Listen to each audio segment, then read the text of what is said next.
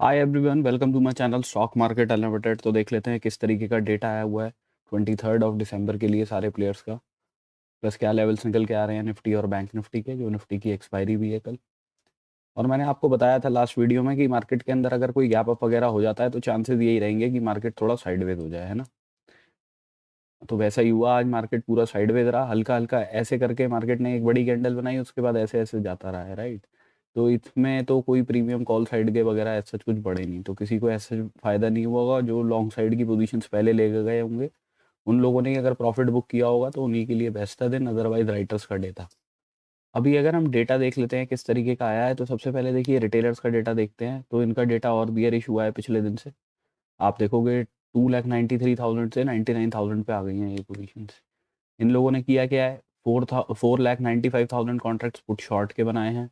उसके अगेंस्ट में put buying करी है 6,70,000 कॉन्ट्रैक्ट्स की, ठीक है। तो मार्केट वो जैसे ही ऊपर धीरे धीरे ऊपर की तरफ चल रहा था तो उसमें इन लोगों ने शॉर्ट साइड की पोजीशन ऐड करी है अपने पास में। तो पुट बाय करके जा रहे हैं। प्लस कॉल शॉर्ट से ये लोग निकले हैं, 52,000 कॉन्ट्रैक्ट्स इन्होंने क्लोज किए हैं।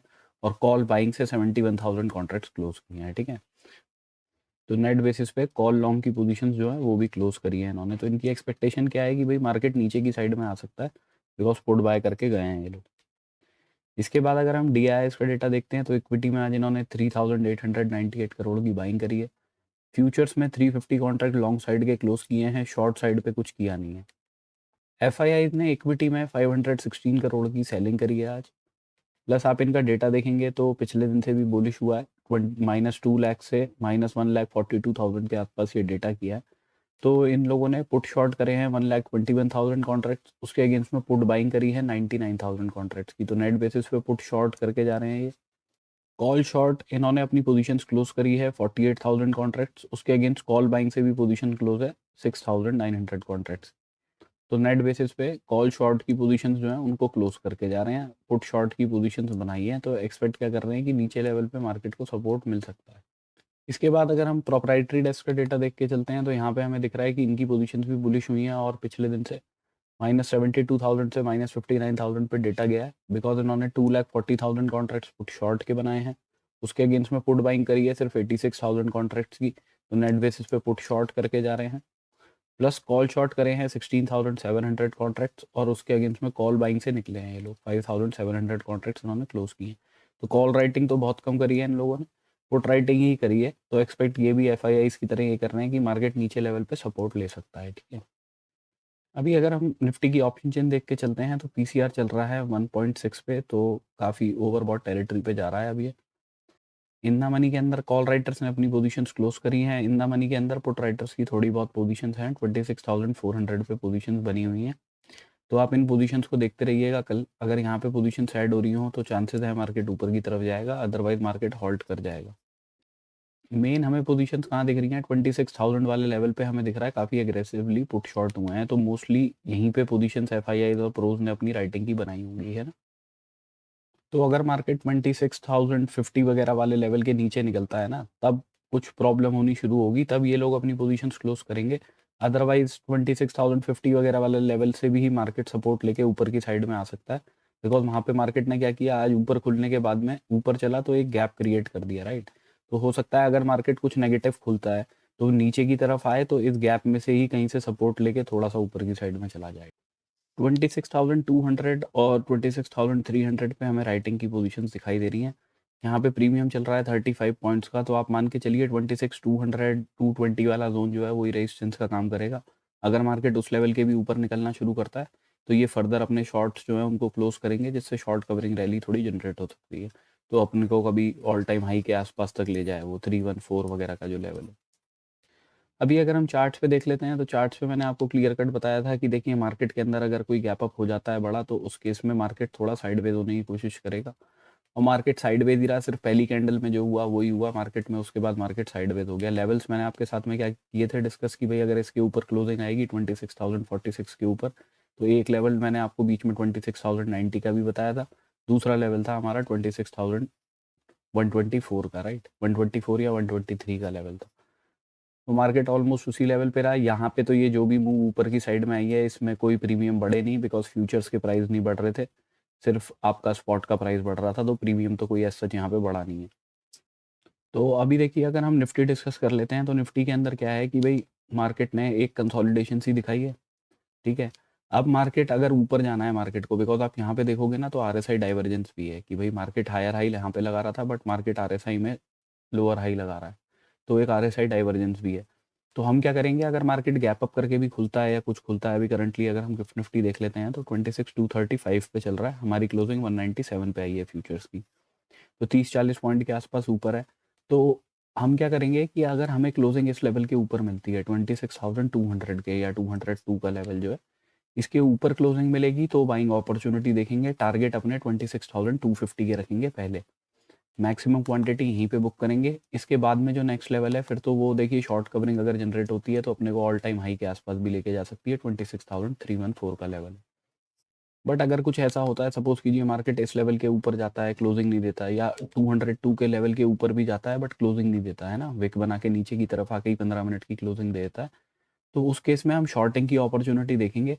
और टारगेट्स अपने पहले तो देखिए सेफर साइड पे होने के लिए आप इस लेवल के रख सकते हो, क्योंकि मार्केट यहाँ से कंसिस्टेंटली सपोर्ट लेके गया है, तो ये लेवल है हमारा 26,116 का, ठीक है। बिकॉज हमें पता है 26,100 पे भी सपोर्ट है और 26,000 वाले लेवल पे भी, दोनों पे कॉल राइटिंग अच्छी है मार्केट, ओ सॉरी पुट राइटिंग अच्छी है मार्केट के अंदर, तो हो सकता है मार्केट इस जोन पे आके सपोर्ट ले ले।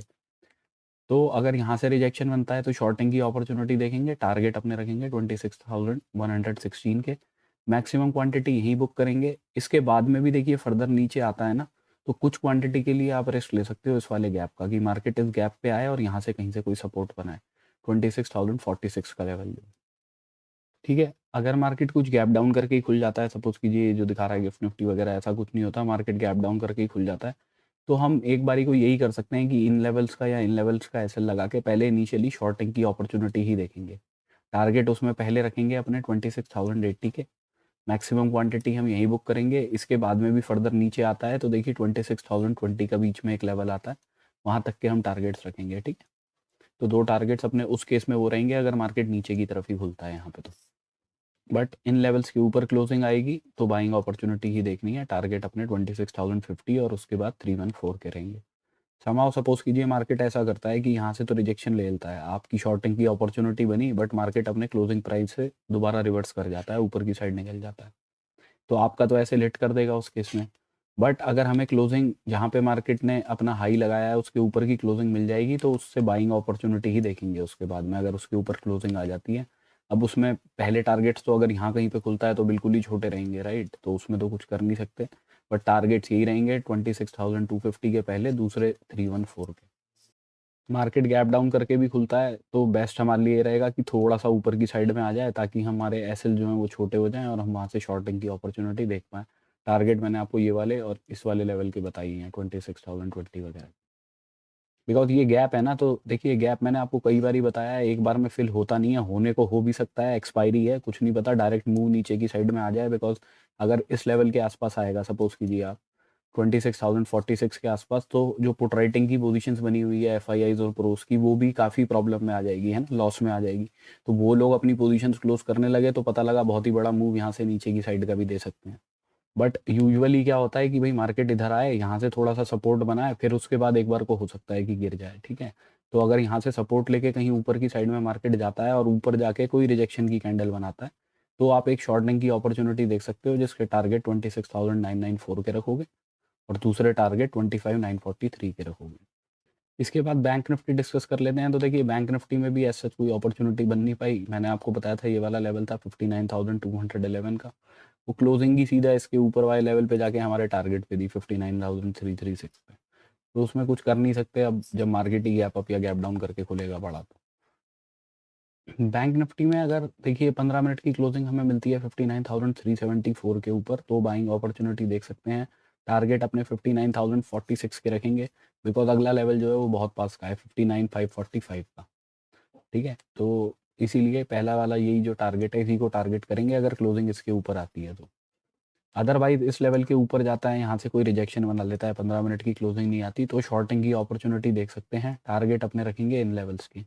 ये है आपका 59,158 का लेवल है, ठीक है। अगर यहाँ से कोई रिजेक्शन बनता है तो शॉर्टिंग की अपॉर्चुनिटी देखनी है, टारगेट ये, मैक्सिमम क्वांटिटी यहीं बुक करेंगे, अब देखिए अगर यहाँ से भी मार्केट नीचे निकलना शुरू होता है ना, इस गैप को भी फिल करके मार्केट अगर नीचे की तरफ निकला तो नीचे का मूव फिर सीधा इधर विधर वाले लेवल तक का भी आ सकता है। ठीक है, ये लेवल है आपका 58,900 का, तो इस लेवल के आसपास भी मार्केट आ सकता है। अगर यहाँ से मार्केट रिजेक्शन वगैरह लेता है तो इस केस में आप कुछ हीरो ज़ीरो का ट्राई कर सकते हो, या फिर जब मैक्सिमम क्वांटिटी आपने यहीं पे बुक कर ली अपनी, अगर मार्केट रिजेक्शन लेके आ रहा है यहाँ पे, तो कुछ क्वांटिटी को आप छोड़ सकते हो यहाँ के लिए, कि आपको उसमें प्रॉब्लम भी नहीं होगी कि अगर प्रीमियम डिके होके मार्केट यहीं कहीं पे क्लोज भी हो जाए और नीचे की तरफ आ गया तो अच्छा प्रॉफिट हो ही सकता है।